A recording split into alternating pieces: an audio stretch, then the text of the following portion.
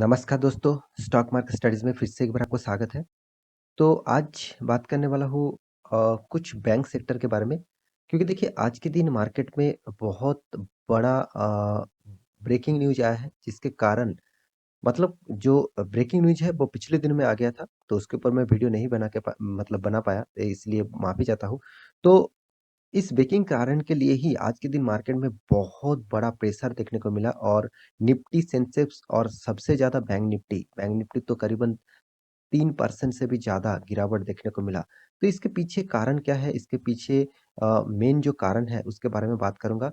तो वीडियो को पूरा देखिए और इस स्टॉक मार्केट इस तरीके से क्रैश होने का पीछे जो मेन रीज़न है उसके बारे में बात करूँगा। तो वीडियो को लास्ट तक देखना और अभी तक आपने इस चैनल को सब्सक्राइब नहीं किया तो ज़रूर सब्सक्राइब कर लेना।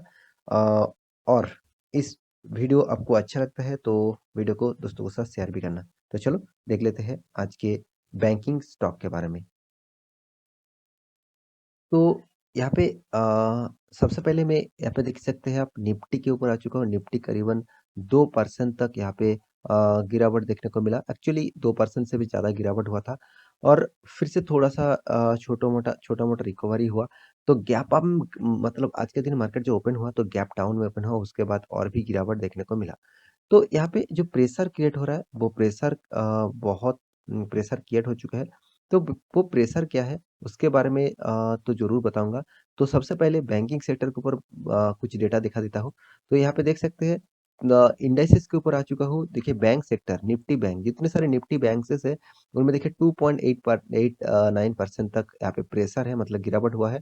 उसके बाद जितने सारे पीएसयू बैंक हैं, मतलब जितने सारे पब्लिक सर्विसेज़ बैंक है, तो उनमें से देखा जाए तो 3.5% तक गिरावट, मतलब सबसे ज़्यादा प्रेशर किसमें है?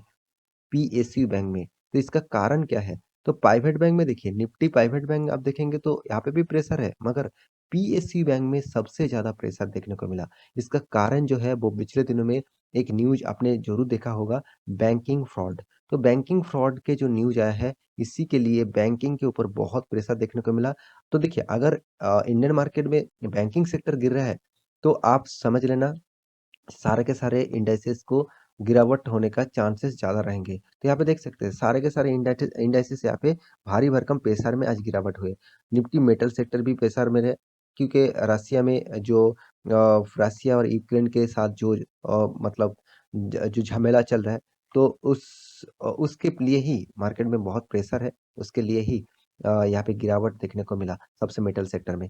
तो चलो आज मेटल सेक्टर के बारे में नहीं बात करूँगा, आज तो मैं बैंकिंग सेक्टर के बारे में बात करूँगा। तो कौन सा बैंकिंग के ऊपर सबसे ज़्यादा प्रेशर है वो आप देख लीजिए। तो यहाँ पे देख सकते हैं पीएसयू बैंक के ऊपर आ चुका हूँ, जिसके ऊपर सबसे ज़्यादा गिरावट हुआ है 3.5% से भी ज़्यादा। तो सबसे बड़ा प्रेशर आपको देखने को मिलेगा SBI, state bank of India, क्योंकि देखिए स्टेट बैंक 3.5% तक गिरावट देखने को मिला। हाँ, JK bank Jammu and Kashmir bank, उसमें तो 5.90, तो ये बैंक कुछ मेरे सबसे ज़्यादा नेगेटिविटी है। तो मैं इस पीएसयू कोई भी बैंक के ऊपर उतना अच्छा खासा फ़ोकस नहीं रखता हूँ, सिर्फ़ के सिर्फ़ एसबीआई को छोड़कर। तो एसबीआई मेरे पसंदीदा स्टॉक भी है, पीएसयू जितने सारे बैंक्स हैं उनमें से एसबीआई को आप चूज़ कर सकते हैं, क्योंकि इसका परफ़ॉर्मेंस के हिसाब से। तो देखिए एसबीआई आज के दिन इतना प्रेशर क्यों है? साथ ही साथ आप जितने सारे प्राइवेट्स बैंक हैं, उनमें भी आप देखेंगे तो देखिए यहाँ पे फेडरल बैंक, पीएनबी, ये तो सारे के सारे देखा जाए तो एक पीएसयू बैंक है। तो आईसीआईसीआई बैंक जो इंडिया का सेकंड लार्जेस्ट प्राइवेट बैंक है, तो उनमें देखिए आज के दिन 3.5% तक प्रेशर देखने को मिला। तो 3.5% तक गिरावट देखने को मिला। तो इसके पीछे सारे के सारे पीछे के कारण क्या है? वो सारे के सारे पीछे जो कारण है, वो है बैंकिंग फ्रॉड। अब बैंकिंग फ्रॉड के एक बहुत बड़ा न्यूज़ आ चुका है। इंडिया में जितने सारे बैंकिंग फ्रॉड हो चुके हैं, उनमें देखा जाए तो इ इस बार जो बैंकिंग फ्रॉड हुआ है, वो सबसे बढ़िया है, सबसे ज़्यादा बैंकिंग फ्रॉड है। 22,842 करोड़, क्योंकि देखिए यहाँ पे खुद लिखा गया है बिगेस्ट बैंक फ्रॉड। बिगेस्ट मतलब इंडिया का जितने सारे बैंकिंग फ्रॉड हो चुके हैं, उनमें से number 1 banking fraud this company, उसमें से एसबीआई तो है ही है, साथ ही साथ 27 और भी बैंक है। सिर्फ एक बैंक से पैसा उठाया नहीं गया है। हाँ, तब जब पीएनबी के ऊपर घोटाला हुआ था, तब पीएनबी के ऊपर ही ज़्यादा पैसा उठाया गया था। तो इनमें देखा जाए तो ज़्यादातर बहुत सारे बैंक्स हैं, टोटल 28 बैंक्स है। तो 28 बैंक में एसबीआई भी शामिल है, साथ ही साथ और एक दिग्गज बैंक है, वो है आईसीआईसीआई बैंक। तो आईसीआईसीआई बैंक के ऊपर भी आपको आज के दिन प्रेशर इसीलिए देखने को मिला क्योंकि बैंकिंग फ्रॉड में देखिए बैंकिंग फ्रॉड मतलब क्या? अगर मान के चलिए बैंक से लोन लिया गया है और लोन लेने के बाद बैंक बैंक ने क्या किया? बैंक ने वो लोन सॉरी कंपनी ने क्या किया? वो लोन चुका नहीं पाया। देखिए 2 तरीके का घोटाला होता है। मान के चलिए बैंक से आप 1 लाख रुपया लिया, किसके लिए? आपका बिज़नेस के लिए और आपका बिज़नेस मान के चलिए स्टॉक मार्केट के ऊपर ही आपको बिज़नेस है। मतलब आप स्टॉक मार्केट के एक फ्रेंचाइज़ी लिया है, उसके एक्सपेंस करने के लिए यहाँ पे 1 लाख रुपया लिया। मगर कंपनी ने क्या किया? बैंक से लोन लेने के बाद वो प्राइवेट यूज़ के लिए वो 1 लाख रुपया खर्चा कर दिया। तो वो लोन चुकता नहीं कर पाएँगे। तो इसीलिए बैंक के ऊपर प्रेशर अभी देखने को मिला क्योंकि वो टोटली फ्रॉड हो चुके हैं। क्योंकि बैंकिंग सेक्टर में क्या हुआ, वो लोन नहीं मिटा पाएँगे कंपनी और इसीलिए बैंक के ऊपर प्रेशर हो गया और इसी को फ्रॉड किया गया। तो सीबीआई के माध्यम से इस फ्रॉड को बहुत दिनों से चल रहा है इस फ्रॉड के ऊपर मतलब जो कार्रवाई चलता है, जो बहुत सारे रेस्ट्रिक्शन चलता है मतलब बहुत सारे जानकारी लेना पड़ता है, तो वो जानकारी लेने के बाद यहाँ पे सारे डिटेल्स सामने लेके आया है।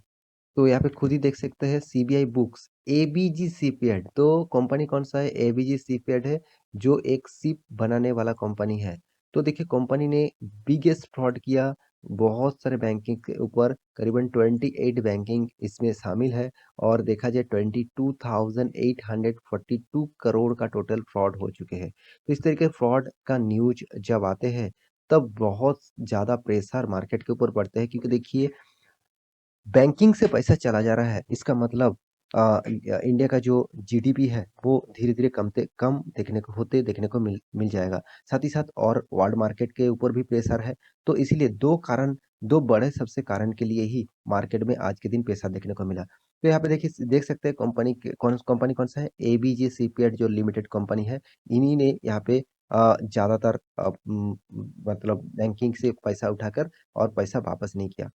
तो कौन-सा बैंक से यहाँ पे जो परफॉर्मेंस मतलब जो बैंक के ऊपर कैसा लिया गया था, कितना पैसा लिया गया था उसके ऊपर मैं बात करूँ, तो तो यहाँ पे आप देख सकते हैं सीबीआई ने जो कंप्लेंट किया है मतलब सीबीआई ने जो रिपोर्ट पब्लिश किया है, उनके हिसाब से आईसीआईसीआई बैंक में 17.89 बिलियन डॉलर तो 17.899 बिलियन का टोटल पैसा उठाया गया था और यहाँ पे देखिए दूसरा जो बैंक आईडीबीआई इसके ऊपर देखिए 36.34 बिलियन का टोटल पैसा उठा गया था और देखिए स्टेट बैंक ऑफ इंडिया 29.25 इतना ज़्यादा पैसा इस बैंक से उठाया गया। साथ ही साथ बैंक ऑफ बड़ौदा में 16.14 बिलियन और पंजाब नेशनल बैंक फिर से 12.44 बिलियन और यहाँ पे देखिए बैंक ऑफ मतलब इंडियन ओवरसीज बैंक इनमें भी देखिए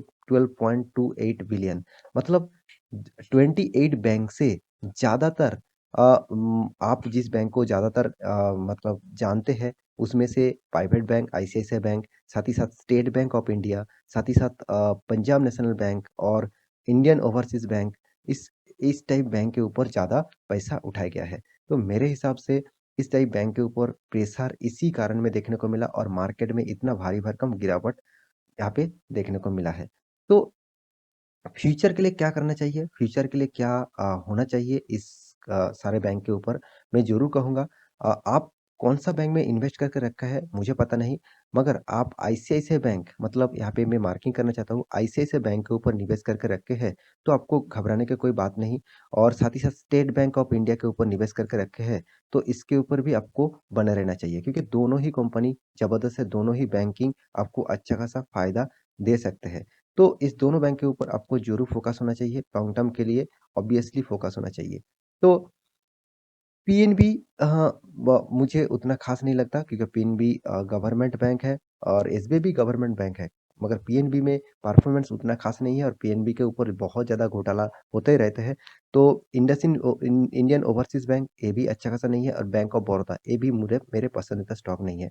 तो अब इस तीनों बैंक के ऊपर उतना फ़ोकस ना रखे भी चलेगा, मगर आप स्टेट बैंक ऑफ इंडिया और आईसीआईसीआई बैंक, प्राइवेट बैंक के हिसाब से आईसीआईसीआई बैंक, इस 2 बैंक के ऊपर आपको फ़ोकस ज़रूर होना चाहिए। तो मेरे कहने का मतलब आप समझ चुके हैं, तो आशा करता हूँ सारा का सारा इन्फॉर्मेशन आपको मिल चुका है। तो मेरा वीडियो अच्छा लगे तो लाइक करना, दोस्तों के साथ शेयर करना और चैनल को सब्सक्राइब भी करना। मिलते हैं नेक्स्ट व्लॉग लेके, तब तक के लिए अच्छे से रहिए, अपना ख्याल रखिए। Bye bye.